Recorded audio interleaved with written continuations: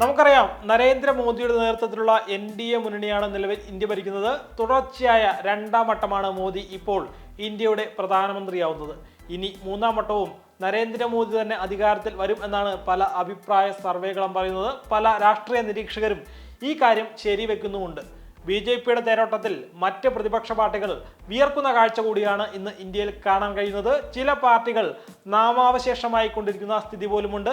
9 വർഷം മുമ്പ് സർവ്വപ്രതാപങ്ങളോടുകൂടി ഇന്ത്യ ഭരിച്ചിരുന്ന പാർട്ടി പോലും ഇത്തരത്തിൽ പ്രതിസന്ധി നേരിടുകയാണ് എന്ന് പറയുമ്പോൾ തന്നെ നമുക്ക് മനസ്സിലാക്കാം, ഇന്ത്യയിൽ BJPയുടെയും മോദിയുടെയും മുന്നേറ്റം അങ്ങനെ പെട്ടെന്ന് തടയാൻ കഴിയുന്ന മുന്നേറ്റമല്ല എന്നുള്ള കാര്യം.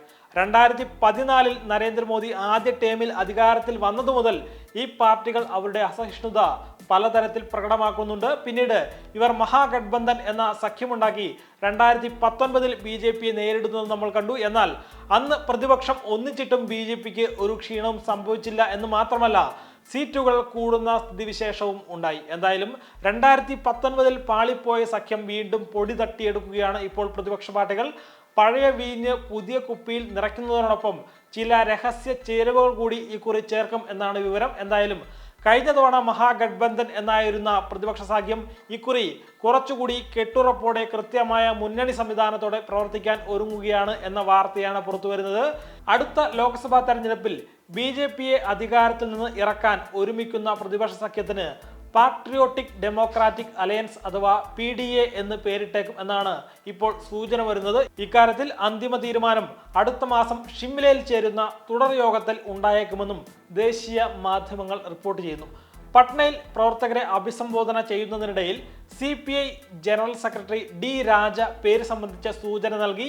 ഇക്കാര്യത്തിൽ യോഗത്തിൽ അന്തിമ തീരുമാനം ഉണ്ടായിട്ടില്ല എന്നും NDAയെ പരാജയപ്പെടുത്തുക എന്നതാണ് പ്രാഥമിക ലക്ഷ്യമെന്നും രാജ പറഞ്ഞു. മതനിരപേക്ഷവും ജനാധിപത്യപരമായ ആശയങ്ങളിൽ വിശ്വസിക്കുന്ന പാർട്ടികളാണ് സഖ്യത്തിന്റെ ഭാഗമാകുന്നത്. പുതിയ മുന്നണിയുടെ പേരിൽ ഇത്തരം ആശയങ്ങളുടെ പ്രതിഫലനം ഉണ്ടായിരിക്കുമെന്നും അദ്ദേഹം കൂട്ടിച്ചേർത്തു.